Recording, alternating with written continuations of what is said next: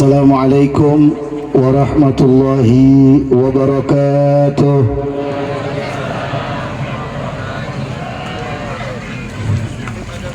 Al-mukarramun al-muhtaramun hadratul habaib, para dzurriyyah baginda Nabi besar Muhammad sallallahu alaihi wasallam, orang tua kita, ada Habib Abu Bakar Sakran, Habib Zainal Abidin bin Hasan Al-Idrus, Habib Omar Segaf, maaf ada guru kita Habib Nizar Al-Kaf, kemudian ada Habib Habib Abdurrahman Ba'bud, Habib Muhammad Al-Habsyi, kemudian ada guru kita Habib Hadi Al-Haddad, kemudian ada Habib Fauzi, Habib Mas'ud Ba'bud, kemudian Samihna semoga Habib Khalid bin Syahab, kemudian Habib Fadli Segaf, Habib Abdillah Al-Muhdar, Habib Abdul Halim Al-Hinduan, ada guru kita Habib Hasan Habsyi, kemudian Habib Ali Wal-Khirid, dan segenap para habaib lainnya. Tadi perasaan ada Habib Fadli Segaf yang tidak tersebut namanya, insya Allah tidak mengurangi rasa hormat dan ta'zim kita kepada beliau. Kita memohon kepada Allah di malam yang mulia ini, mudah-mudahan para habaib dipanjangkan usia dan sehat walafiat. Allah kabulkan segala macam hajat, dan mudah-mudahan kehadiran beliau di tengah-tengah kita menjadi sebab turunnya rahmah dan barakah, menjadi sebab pandangan khusus dari baginda Nabi besar Muhammad sallallahu alaihi wasallam. Begitu juga para alim ulama, para tokoh masyarakat, para asatidzah yang telah hadir di tengah-tengah kita, khususnya tuan rumah saudara Ardiansyah kalau tidak salah. Mudah-mudahan beliau-beliau semua dipanjangkan sehat walafiat, dipanjangkan umur oleh Allah Subhanahu wa taala dan sehat walafiat. Allah kabulkan segala macam hajat, dan mudah-mudahan untuk tuan rumah dibalas oleh Allah dengan jutaan kebaikan dunia dan akhirat. Amin ya rabbal alamin. Begitu juga kita yang hadir malam hari ini, mudah-mudahan di setiap malamnya dalam memperingati Maulid Nabi besar Muhammad sallallahu alaihi wasallam, Allah ampunkan semua dosa-dosa kita, Allah angkat derajat kita, Allah kabulkan hajat-hajat kita. Yang sakit di antara kita diberikan sehat walafiat, yang punya hutang piutang segera dilunaskan oleh Allah, yang belum punya istri diberikan istri yang salehah, yang belum punya suami Allah berikan suami yang saleh, yang belum punya anak keturunan Allah berikan anak-anak yang saleh-salehah. Allah jadikan anak-anak kita anak-anak saleh-saleh, dzurriyyah thayyibah, qurrata ain bagi kedua orang tua dan bagi Nabi Muhammad sallallahu alaihi wasallam.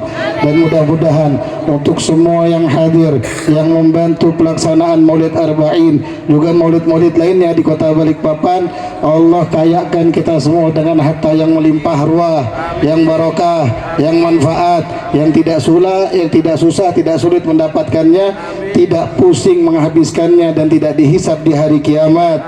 Dan mudah-mudahan Allah wafatkan kita semua dalam keadaan husnul khatimah.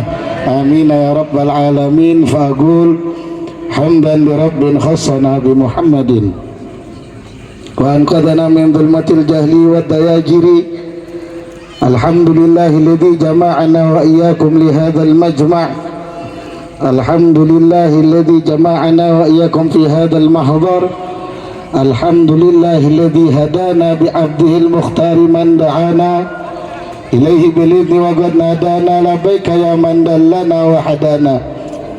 Allahumma salli wa sallim wa barik wa karim wa majid wa 'azim ala sayyidina wa maulana Muhammadin miftah babi rahmatillah adada ma fi ilmillah, salatan wa salaman daimaini bidawami mulkillah wa ala alihi wa sahbihi wa jami'i man iktada sunnatahu wa huda. Amma ba'du. Limpahan puja dan puji syukur kehadirat Allah Subhanahu wa ta'ala, Tuhanku dan kalian yang menciptakan alam semesta raya beserta segala keindahan yang ada di dalamnya tanpa membutuhkan bantuan dari makhluknya. Dialah Allah Subhanahu wa ta'ala yang senantiasa membukakan pintu kebaikan bagi setiap hambanya, yang membukakan pintu rahmat bagi seluruh hamba-hambanya, yang membalas dengan ganjaran yang terbaik bagi orang-orang yang bertakwa kepadanya, dan mempersiapkan ampunan serta taubat bagi hamba-hamba yang bermaksiat kepadanya. Dialah Allah Subhanahu wa ta'ala, Tuhanku dan kalian, yang selama ini bersabar atas segala macam dosa yang kita lakukan di muka bumi ini, yang mempersiapkan bagi kita maghfirah serta taubatnya, Dialah Allah Subhanahu wa taala yang telah memberikan kepada kita semua hadiah berupa kenikmatan dijadikannya kita daripada umat seorang manusia yang paling mulia, makhluk yang paling agung, kekasihnya yang paling tinggi kedudukannya. Dialah baginda Nabi besar Muhammad sallallahu alaihi wasallam. Hadirin hadirat yang dimuliakan oleh Allah Subhanahu wa taala, malam hari ini kita semua berkumpul bersama-sama berserta malam-malam sebelumnya dan selanjutnya tidak lain dan tidak bukan kecuali sebagai bentuk cinta kasih kita kepada Nabi Muhammad, sebagai bentuk keinginan kita untuk lebih dekat dengan Nabi Muhammad, sebagai bentuk keinginan kita meneladani Nabi Muhammad, sosok manusia agung yang Allah jadikan barometer standar bagi siapapun yang menginginkan keselamatan di muka bumi ini ataupun nanti keselamatan di akhirat, sebagaimana Allah nyatakan dalam firman-Nya, laqad kana lakum fi rasulillahi uswatun hasanah liman kana yarjullaha wal yawmal akhir wa dzakarullaha katsira. Sungguh dalam diri Nabi Muhammad sallallahu alaihi wasallam itu ada suri tauladan yang agung, yang mulia bagi mereka orang-orang yang beriman kepada Allah dan Rasul-Nya, bagi mereka-mereka yang ingin keselamatan di dunia dan di akhiratnya, dan bagi orang-orang yang banyak mengingat Allah. Hadirin hadirat yang dimuliakan oleh Allah Subhanahu wa taala, teladan dari Nabi Muhammad itu bukan hanya dicontoh oleh para dai, bukan hanya dicontoh oleh para ustadz, bukan hanya dicontoh oleh para habib, tidak, tapi siapapun mereka yang menginginkan kesempurnaan, yang menginginkan keselamatan, yang menginginkan dekat dengan Allah Subhanahu wa taala, maka hendaknya meneladani sang Nabi, maka hendaknya dia meniru kehidupan Nabi Muhammad. Hadirin hadirat yang dimuliakan oleh Allah Subhanahu wa taala, banyak kisah-kisah Nabi Muhammad yang sudah kita dengarkan, banyak teladan yang sudah kita petik, banyak teladan yang sudah kita simak beberapa malam hari ini, dan kebetulan malam hari ini kita ingin mendengar sedikit cerita tentang keberanian Nabi Muhammad. Kenapa saya katakan sedikit? Karena kalau kita bahas keseluruhannya tidak mungkin lisan ini mampu untuk mengucapkannya, sebagaimana Imam Habib Ali bin Muhammad Al-Habsyi, beliau mengatakan dalam maulidnya, wa in kanatil alsunu la tafi bi usyri mi'syari awsafi dzalikal mausuf. Walaupun lisan ini tidak mampu mensifati kesempurnaan sang Nabi, walaupun hanya 0, sekian persennya saja, hanya sedikit saja yang mampu kami ucapkan, kata beliau, tashwigan lisami'in, tapi sebagai bentuk mudah-mudahan menjadi perindu bagi kita semua, menjadi sebab kita semua makin cinta sama Nabi Muhammad, menjadi sebab kita semua makin dekat dengan Nabi Muhammad, dan menjadi sebab kita semua makin semangat untuk meladani Nabi besar Muhammad sallallahu alaihi wasallam. Hadirin hadirat yang dimuliakan oleh Allah, tadi sebelum kesini saya sempat berbincang dengan istri saya. Saya tanya, apa yang kamu ketahui dari keberanian Nabi Muhammad? Kebetulan temanya saya dapatkan agak siang kalau tidak salah, jadi saya belum mempersiapkan bahan dengan baik, tapi mudah-mudahan bifadlillah bimannih insyaallah dimudahkan. Maka istri saya menjawab dengan kalimat yang rupanya begitu menampar bagi saya sendiri, karena nggak semua orang pun berani mengucapkannya. Apa itu? Nabi Muhammad sallallahu alaihi wasallam adalah orang yang tidak pernah takut untuk mengatakan yang benar itu benar, yang salah itu salah, sehingga diriwayatkan bahwasanya idza du'i'a haqqullah lam yagum ahadun li ghadabih. Kalau saja ada yang berani menumpahkan, merendahkan hak-haknya Allah, syariatnya Allah, agamanya Allah, maka tidak ada satupun yang mampu untuk menahan amarahnya Nabi besar Muhammad sallallahu alaihi wasallam. Seperti diceritakan bahwasanya ada salah seorang perempuan yang mencuri dari kalangan bangsawan. Orang-orang Arab nggak ada yang berani menghukum dia, sehingga dilaporkan kepada Nabi Muhammad sallallahu alaihi wasallam. Lantas Nabi Muhammad SAW mengatakan, hukum dia. Kenapa kamu takut? Berikan hukumannya begini. Tapi ya Rasulullah, dia ini putri bangsawan, dia dari suku yang besar, dia dari orang yang mulia, dia dari orang yang terhormat. Bagaimana ya Rasulullah kamu menghukumnya? Nanti bakal ngamuk semua pengikutnya. Kemudian Nabi SAW bersabda, "Lau anna Fatimah bintu Muhammadin saraqat laqata'tu yadaha." Demi Allah, kata Nabi, seandai kata putriku Fatimah bintu Muhammad yang mencuri, aku sendiri yang akan memotong tangannya. Hadirin hadirat yang dimulakan oleh Allah, ini keberanian Nabi Muhammad dalam menegakkan amar ma'ruf dan nahi mungkar. Maka kita pun orang yang pengen meladani Nabi Muhammad, dimulai dari kita harus berani. Bagaimana caranya Habib untuk meladani Nabi dan menegakkan amar ma'ruf nahi mungkar? Dimulai dari diri kita. Jauhkan dari kita dari segala macam maksiat. Jauhkan keluarga kita dari segala macam maksiat. Terlebih yang paling kecil biasanya yang ada di rumah itu, perempuan dengan mudahnya membuka aurat di hadapan saudara-saudaranya. Sebagai seorang lelaki, kalian jangan sampai kalian takut kepada wanita-wanita kalian, istri kalian, untuk mengingatkan, wahai istriku, pakai jilbabmu, itu ada tamu. Kalau dibentak istri, bentak balik. Kalau cuma gara-gara jilbab kalian takut, potong aja bulanat ya. Tenang Bu, saya masih ngebela ibu kok di sini. Kalau tadi Habib Hadi ngebela ibu, saya juga masih ngebela bapak-bapak di sini. Tenang aja Pak, asal cocok kita habis ini. Hadirin hadirat yang dimulakan oleh Allah, jangan takut, dimulai dari diri kita. Kalau dibilang nggak apa-apa Pak, cuma rambutnya saja yang terlihat, cuma lehernya saja, cuma sebagian saja, sebagian yang kamu katakan cuma tadi akan membawa tuntutan bagi kamu di hadapan Allah Subhanahu wa taala, akan menjadikan kamu nanti berat di hadapan Allah Subhanahu wa taala. Sehingga jangan sampai kita semua takut untuk mengucapkan kepada keluarga kita, ayo dijaga dirimu dari neraka Allah, ayo dijaga dirimu dari murka Allah, ayo stop kamu begini. Sampaikan kepada anak-anak kita, jangan lagi kamu keluar rumah kalau enggak tutup auratnya. Jangan lagi kamu keluar rumah kecuali ada hajat yang mendesak. Ini keberanian yang dibutuhkan zaman sekarang. Karena orang-orang zaman sekarang menganggap, wah enggak apa-apa Habib, biarkan aja sudah, dosanya masing-masing. Nanti saya juga masuk surga, dia masuk neraka. Padahal Allah perintahkan untuk kita semua, qu anfusakum wa ahlikum nara. Jagalah diri kalian, jagalah keluarga kalian daripada nerakanya Allah Subhanahu wa ta'ala. Hadirin hadirat yang dimulakan oleh Allah, itu diantara sekian banyak keberaniannya Nabi Muhammad.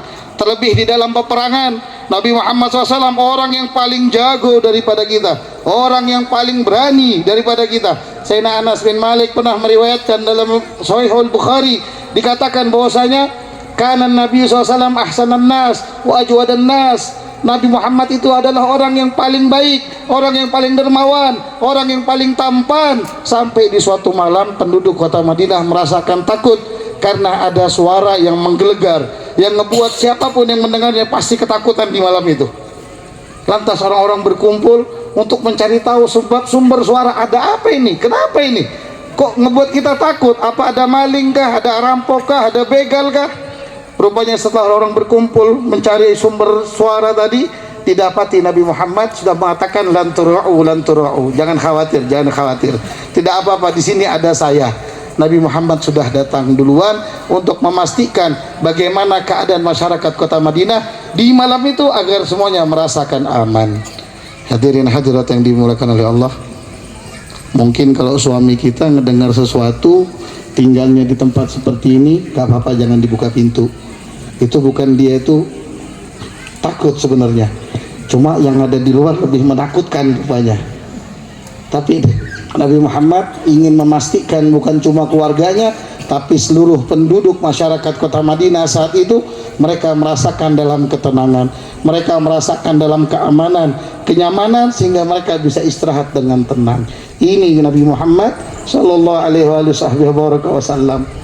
Bahkan dalam peperangan demi peperangan kita dapati dalam riwayat, diantaranya disebutkan dalam Syama'il Muhammadiyah Linabhani, bahwasanya Sayyidina Ali bin Abi Thalib menceritakan di saat peperangan Badar, wahamiyal ba'su, peperangan semakin berkecamuk antara kaum muslimin saat itu yang 313 ala riwayah melawan pasukan kafir yang 1000 lebih, yang sampai Allah abadikan walaqad nasarakumullahu bi badrin wa antum hina idzin adillah, kata Allah, sungguh Allah telah menolong kalian di lembah Badar itu, di saat itu kalian jumlahnya hanya sedikit.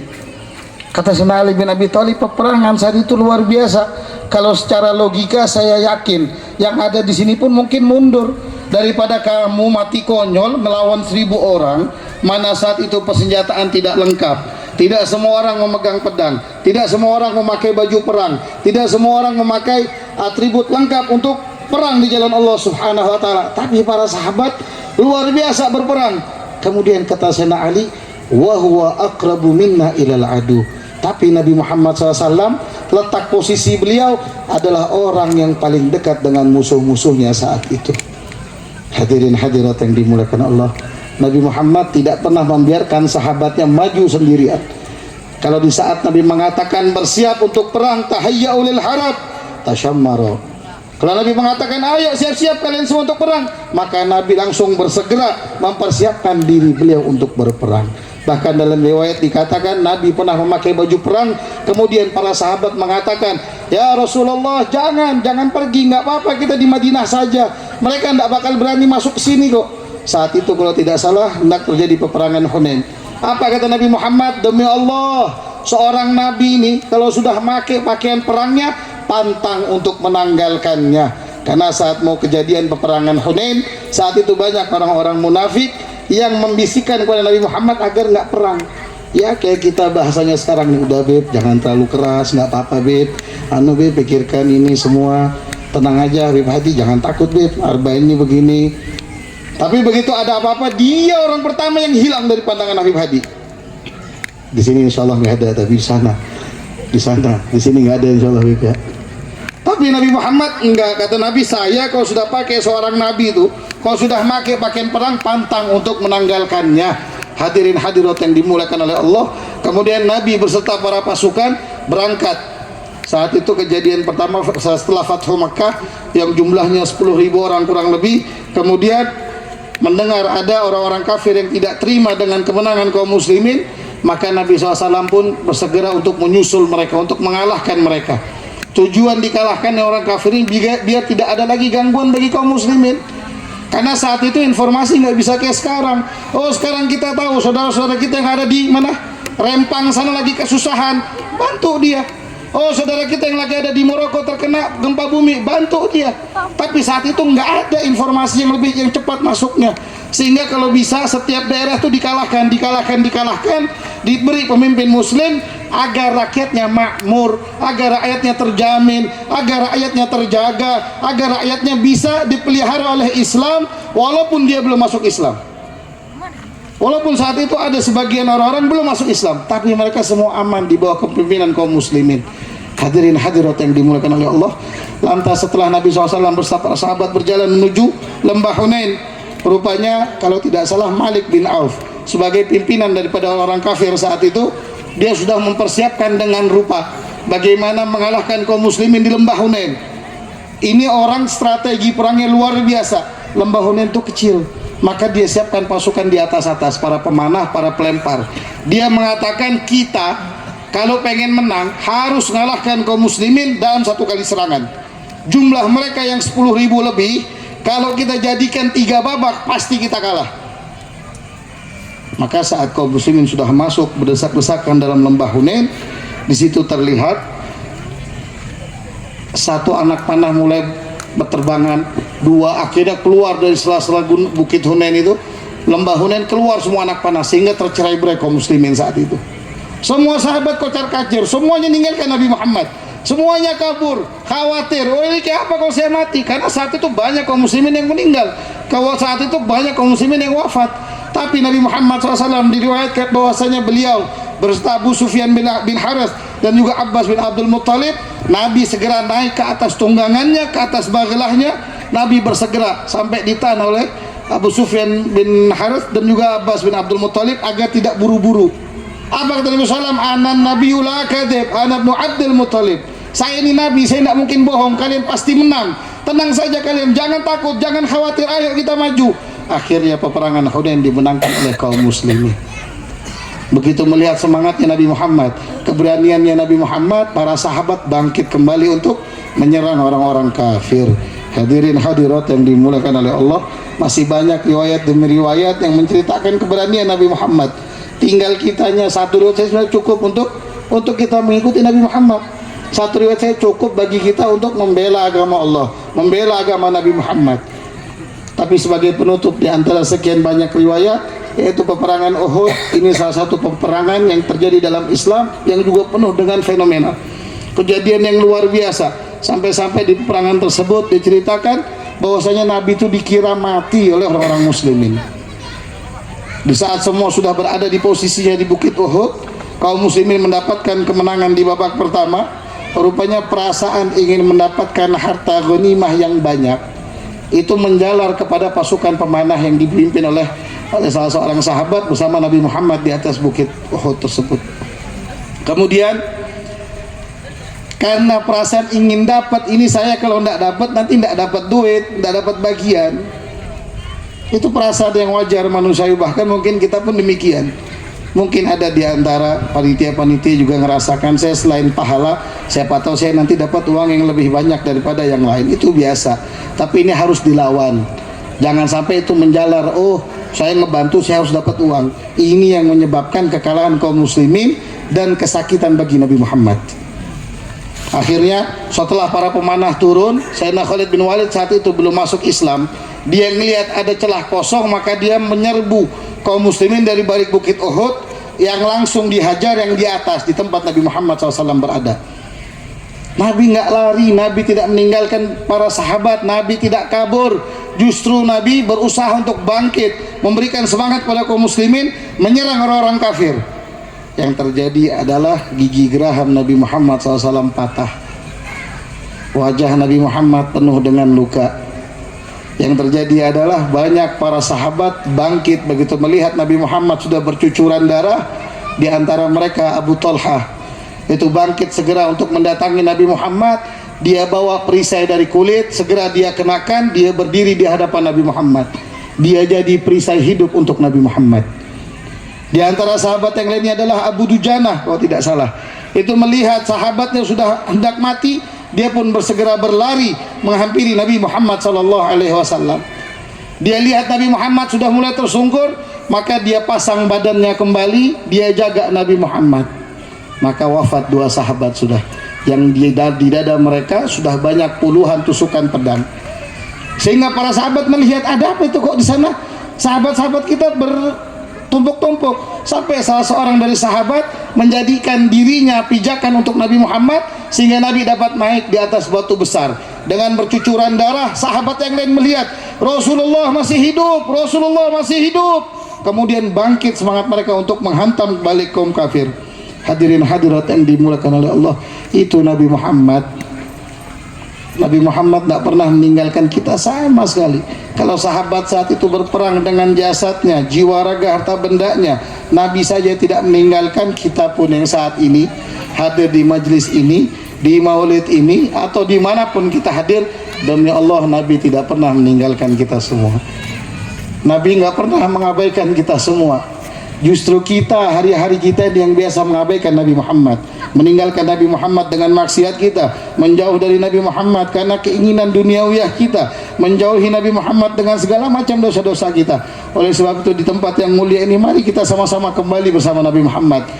Jangan takut, Nabi Muhammad tidak mungkin meninggalkan kita, Nabi Muhammad tidak mungkin mengabaikan kita. Nabi Muhammad menunggu kita. Dalam hadis beliau bersabda, "Isbiru, bersabarlah kalian semua," kata Nabi Muhammad, "atas menjalani pahit hidupnya ini, hatta talqauni ala haudi, sehingga kalian berjumpa denganku di telagaku nanti."